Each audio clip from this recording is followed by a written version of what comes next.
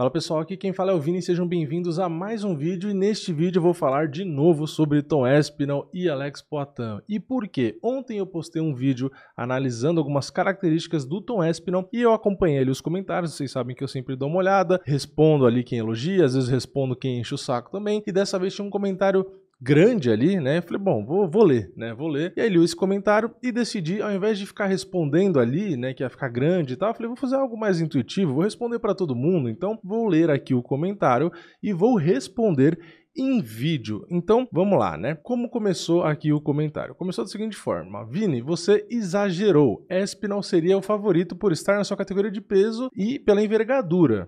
Mas, bom, aqui eu já vou interromper para fazer um comentário, né? O cara vai ser favorito só porque é o peso dele e porque ele tem mais envergadura? É só por isso que ele vai ser? Eu acho que é um pouquinho mais complexo do que isso, né? Pra gente dizer quem é favorito. Mas enfim, vamos continuar, né? No primeiro ponto ele escreveu: ele não é o wrestler do Daguestão para esse jogo de quedas infalível que você pintou. Bom, eu não pintei cenário nenhum, eu só coloquei a estatística. Todas as quedas que ele tentou, ele de fato derrubou. E tem um pequeno detalhe para incrementar esse fato, essa estatística. Dois dos caras que ele derrubou, que é o Volkov e o Arlovski, têm também, estatisticamente, mais defesas de queda do que o próprio Poitin.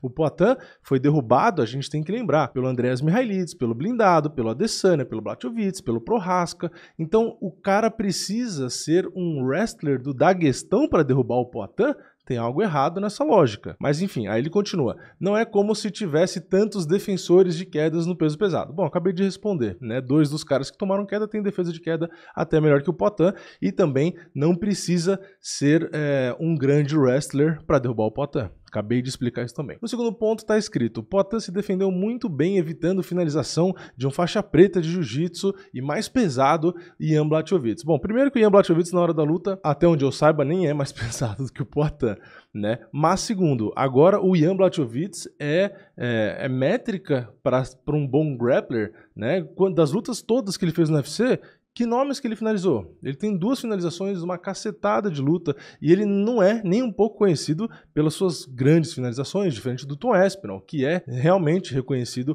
por ser um bom cara do jiu-jitsu e fazer isso no jogo dele. Inclusive, o Blachowicz nem é tanto o jogo dele, né? Então tem uma grande discrepância, não dá muito para fazer essa comparação. E detalhe, você está comparando o mais pesado Blachowicz com o Tom Espinal? É sério a comparação? O Blachowicz que deve lutar ali com seus 100 quilos, o Tom Espinal pesa na balança 118, 119. Então assim, tem uma pequena diferença. Um cara de talvez 100 quilos que desidratou para bater 93, com um cara que pesa 120 e nem está desidratado, né? Então tem que pesar direito aqui. Depois tem aqui, em termos de trocação, o Poitin é muito mais técnico, tem o mesmo poder de nocaute de um peso pesado e não é inferior em velocidade. Bom, o poder de nocaute de um peso pesado, eu não sei se eu concordo muito, eu acho que ele tem realmente um grande poder de nocaute, mas não acredito que é o mesmo do Pavlovich, não acredito que é o mesmo do Ngannou, não acredito que é o mesmo do Derrick Lewis, até porque se fosse, realmente, ele teria nocauteado o Blindado, né, por exemplo, um cara que bateu 83 quilos, não nocauteou o Blindado, entre outros caras ali, outras lutas que dá pra gente citar, que o nocaute não aconteceu ali no One Punch, né, então também não sei se é um argumento tão válido. E, aliás, tem um complemento para esse argumento mais para frente que eu já vou falar. Aqui no quarto ponto está escrito: sorry, mas o seu argumento das estatísticas foi uma bosta. Porque a realidade é uma bosta, né? Porque a estatística... Mas, enfim. Olha o nível de competição que o Poitin enfrentou. Aí vem a falácia, né? 4 campeões mundiais. Adesanya 2 vezes, Strickland, Blachowicz e Iri Prohaska. Bom, primeiro que só o Adesanya era de fato campeão na época que eles lutaram, que é isso que importa. O Strickland não era campeão ainda, o Prohaska não era mais campeão e vinha de uma lesão gravíssima, e o Blachowicz não era mais campeão e é um cara que já tá com a idade muito mais perto da aposentadoria do que rendendo realmente no auge dele. Então, assim, acaba sendo uma falácia que todo mundo gosta de usar, né? Ganhou de 4 campeões, só um era campeão, o outro nem campeão tinha sido ainda. né? Porque se for seguir essa lógica, então o Arlovski, que o Tom Aspinall ganhou, também foi um campeão. Então o Aspinall já ganhou de um campeão também. É isso? Não faz o menor sentido, né? Aí ele continua. Existe um oceano para os adversários do Tom, além dos status serem de peso médio e meio pesado, duas categorias que os lutadores são mais rápidos. Então, usar as estatísticas do Aspinall, que é um lutador ágil, para heavyweight contra os mongolão da sua categoria, para favorecê-lo em cima do Poatan, não cola. Bom, isso aqui não faz o menor sentido, né? Porque o cara justamente está na categoria mais pesada e tem mais volume de golpe do que um cara que é mais leve. Como assim, né? Então, aí, por exemplo, dizer que contra adversários ruins tem a estatística, mas o volume de golpe não depende do seu adversário. Você bate ali e independente, seu adversário pode ser bom e você vai ter um volume bom de golpe. Você pega qualquer cara aí que tem um bom volume de golpe, o cara tem volume de golpe contra todo mundo. Então, assim, não faz sentido, né? O cara ser peso pesado, as estatísticas deveriam desfavorecê-lo, né? Porque um peso pesado ele tem mais punch e em troca ele tem menos volume. E a precisão, por exemplo, aonde que a precisão aqui, que é uma estatística, que o Aspinall é melhor que o Poatan, aonde que a diferença de peso influencia? Não faz sentido, né? Mas enfim, vamos continuar. Aspinall no UFC: Jake Collier, Alan Baldo, Andrei Arlovski, Sergei Spivak, Volkov, Marcin Tiburi e Sergei Pavlovich. O único rival com nível de campeão foi o último, o mais conhecido é o Arlovski, que está no fim de carreira. Tá, e aí você quer comparar com o quê? Com os caras que o Poatan enfrentou. O cara que o Poatan enfrentou de nível ali, que estava em condição de fazer frente, foi o Adesanya, que ele foi nocauteado, inclusive, né? Porque o blindado estava lá para trás. Andreas Mihailidze nem conta, porque, pelo amor de Deus, ninguém nem conhece. O Blachowicz não estava no auge, não era mais o campeão. Foi uma luta na altitude que foi na decisão dividida, inclusive, que o Poatan ganhou, né? Só para lembrar. E o Prohaska, o Poatan estava perdendo a luta, né? Então, assim, eu só queria botar mais um dado aqui, mais um fato, né, que não é a minha opinião. O Poatan não ganhou nem metade dos rounds que ele lutou dentro do UFC, né? Então, pegar e querer fazer esse tipo de comparação, como se o Poatan tivesse pego todo mundo no auge, né? Pegou Blachowicz no auge, pegou Prohaska no auge vindo bem, não é assim, né? Então, tem que tomar cuidado, né?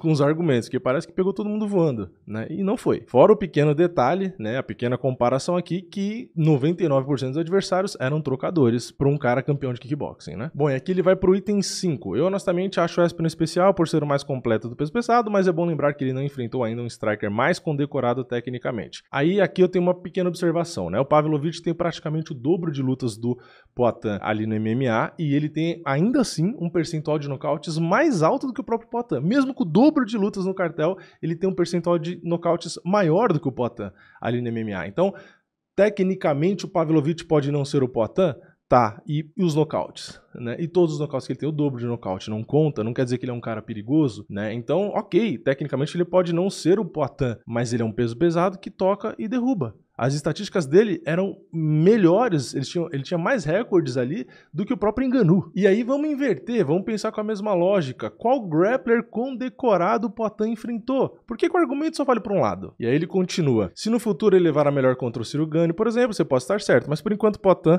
que é muito superior ao francês no departamento de kickboxing, já que é o único duplo campeão do Glory, em pé seria um desafio enorme para ele também. Bom, aqui tem uma pequena observação, né? A trocação do MMA não é necessariamente o kickboxing, né? Se for seguir nessa lógica de foi campeão ali, então ele é melhor ali. Isso poderia ser usado para alguns exemplos. Vamos supor, a Holly Holm foi campeã mundial de boxe. Logo, ela é uma melhor trocadora, por exemplo, do que o Anderson Silva, né? A gente não precisa usar a Holly Holm. Você fala, não, mas aí é boxe, é diferente. Tá, a gente pode pegar qualquer outro nome que foi campeão do kickboxing, né? O campeão, às vezes, mundial de karatê, né? Ou campeão mundial de Muay Thai. Qualquer outro nome. Tem vários campeões que vão pro MMA. Quer dizer que todo mundo, em relação ao Anderson Silva, por exemplo, que competiu ali no MMA, vai ser necessariamente melhor que ele, né? Então, não sei se faz muito sentido. A gente vê muitos caras muito bons no jiu-jitsu no MMA, que no jiu-jitsu competitivo não necessariamente foi relevante. Ou caras que são muito bons de wrestling, de queda ali no MMA,